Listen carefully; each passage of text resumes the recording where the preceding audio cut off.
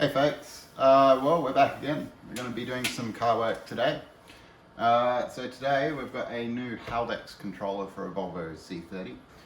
This one was custom built for me by someone on the C30 forums. And what we've got is we've got a few options. We can go more lock, we can go less lock. This is our connector, so this is where we plug in our lock relay. And the other plug here is for our, this end, sorry, is for our controller itself. So we get a dial telling us how much voltage is going through there. We've got a three-way switch with a couple of options, so we can go full lock, the lock setting that's on this, and we can go completely off. So we've got full control of the Haldex at all times in the car. So we basically plug these together, and this end plugs into our loom. Okay, we've got our loom here, and we've got 3 plugs. This plug will go into inside the vehicle. We've got these 2 plugs here. One of them plugs into your original in-car loom.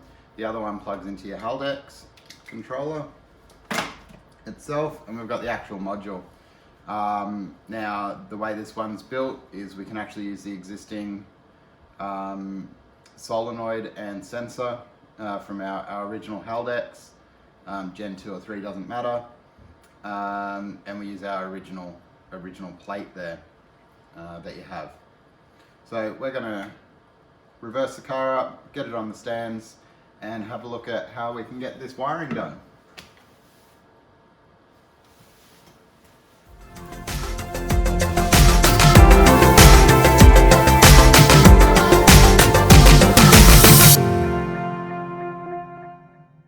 So first thing we want to do is clear everything out of the way. So take your wheel off as your first step. Pull off the inside guard next, just the plastic guard there, and it just gives you really good access when you're trying to get all the wiring in the right spot. Just makes it a lot easier. The next thing I've jacked up the shock.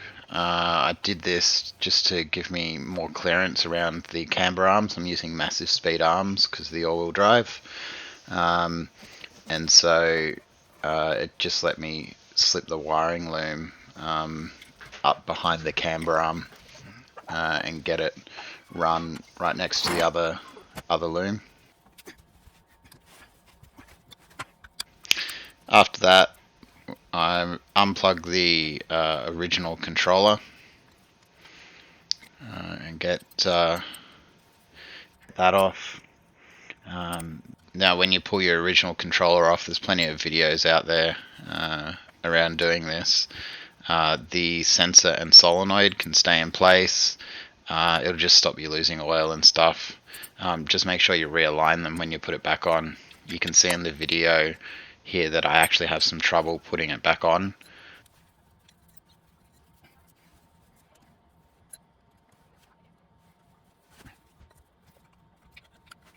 It's just getting that alignment right. It can be a bit fiddly. I always have trouble with it. Tried a few different things.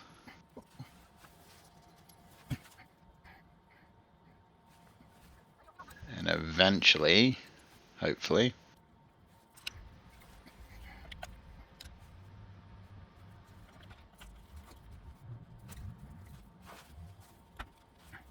it'll clip on for you, like that.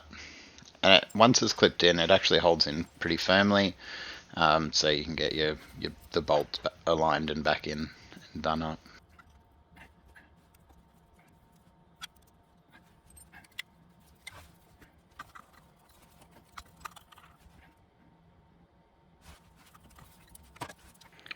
Now once that's done, I connected the new loom in through those plugs that you saw earlier in the video, and got it all clipped back together. Alright folks, what we've done We've routed the cable under the car. We've put our Haldex module on, and we've made sure it's all plugged together, out of the way of the exhaust and things like that at the moment, but it's still just sitting there loose. We've put the wheel back on this side and made sure that all our cabling is out of the way of anything that's about to move.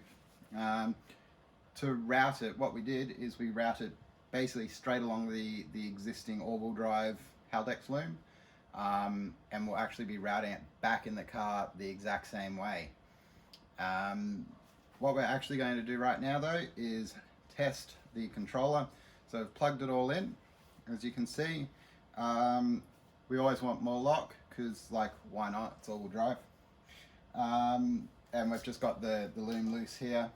So what we're going to do is we're going to hold it so we don't touch anything on the bottom there. We don't want to damage the controller. So we're just going to start the car up and see how we go.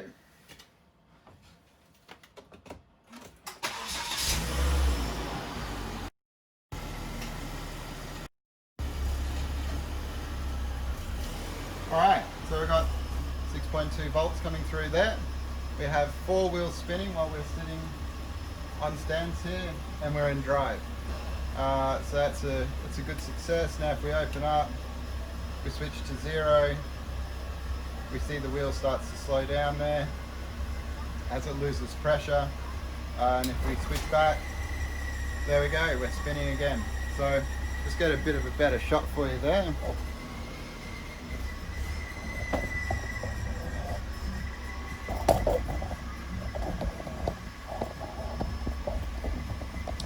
So there's our wheel spinning. You see we've got 6.2. If we go to 0,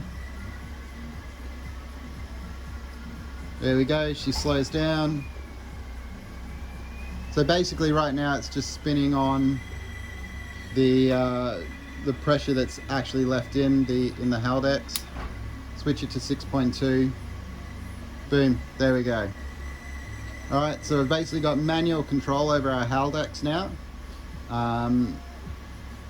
And we'll continue routing this in. Let's go.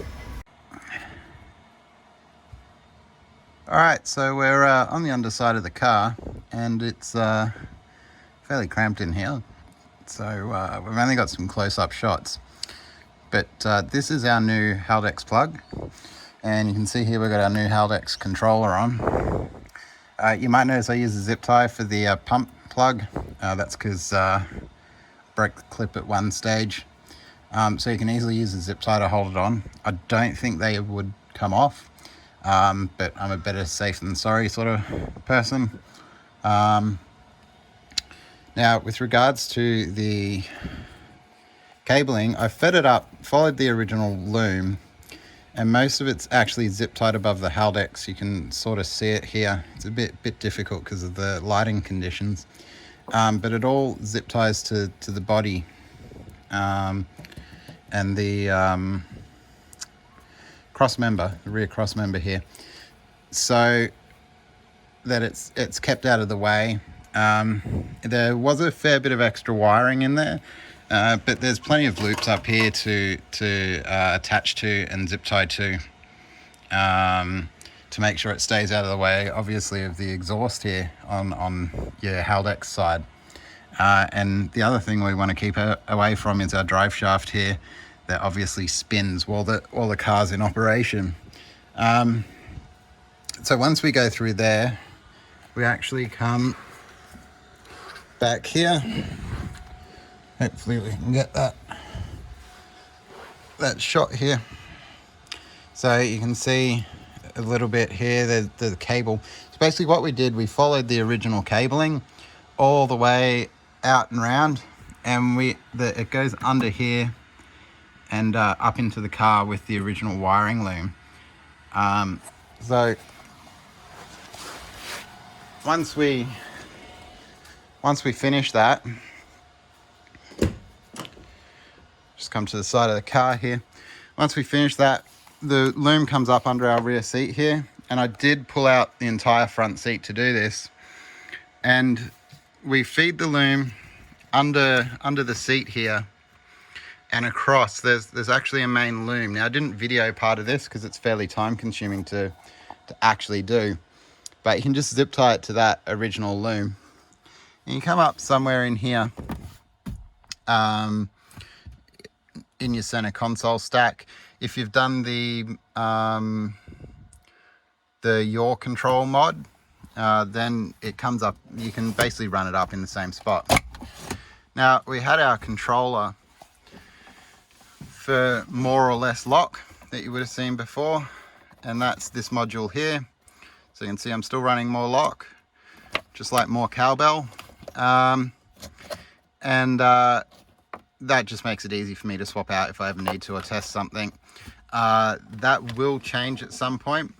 So I've been in touch with Jamatron with regards to the different switches and things that will come. So the switch will actually get replaced with a one like the early WRXs, so you can just turn the dial and switch between the different modes.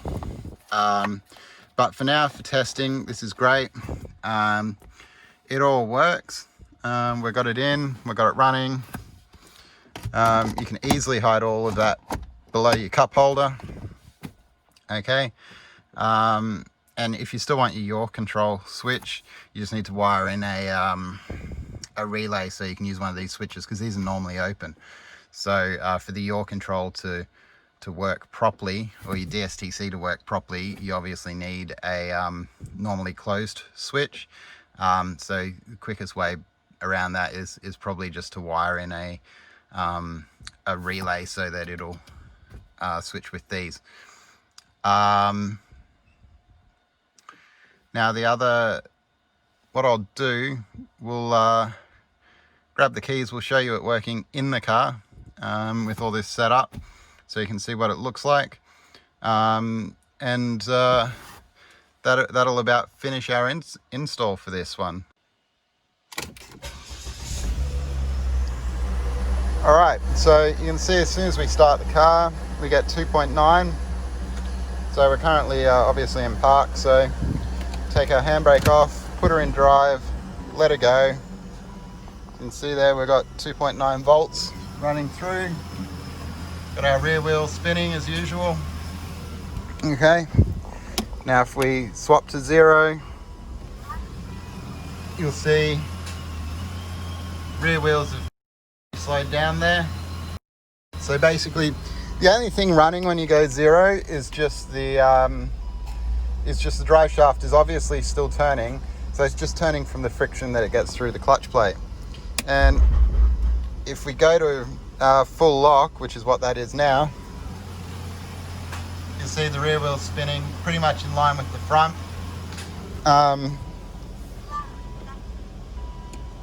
Put that back to 0. So we know that full lock actually works. It's not something that I intend to use very often.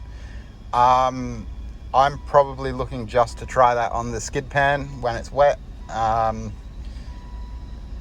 Just for a bit of fun. I would not drive around in that mode all the time. My mode is 2.9, more cowbell. Alright, so we've done our install of our manual Haldex controller there today. We've got those 3 modes working. We've got that Subaru switch coming at some point in the future. Jamatron was nice enough to send me out the early prototype model there, where I can just switch them in and out. And look, I gotta say, results are great, right? I've taken it on a test drive, obviously, in a different shirt, right? And it does exactly what it needs to, right? We've got drive to the rear wheels. You really feel that push, especially with more lock. We can go full hard lock if we want to. Still unsure about when I'll use that, but we'll certainly give that a try on the wet skid pan, as I said. And you know, overall the install was straightforward. I didn't record all of it for you guys because it is fiddly. Like, you're taking the front seat in and out, you're digging around under the carpet. Doesn't make for some great shots on the camera. And they're difficult to get. I don't make lots of videos at the moment, so for me they're a bit of a hard shot to get. But we use all our original cable loom. It's plug and play. You get everything you need with it. So you just swap in your own solenoid and oil pressure sensor into the actual unit. You don't get those, and you use your own gasket. But yeah, you know, fantastic piece of kit. Certainly makes the all-wheel drive C30 a lot more viable. I can leave and in fact I do have it off at the moment, the DSTC is off because I haven't wired the solenoid in yet for my switch, because where I originally had the switch is actually where the Haldex control now is. So I've got to rewire that in. I'll try and do a video for you guys about wiring in a solenoid to make it one of those C70 momentary switches for you. If you do want one of these modules, reach out to Jamatron. I'll include him in the link below. A couple of contact details for him. You can reach out to him on Instagram. He's on the C30 crew forums. And thanks for watching. We'll catch you all next time.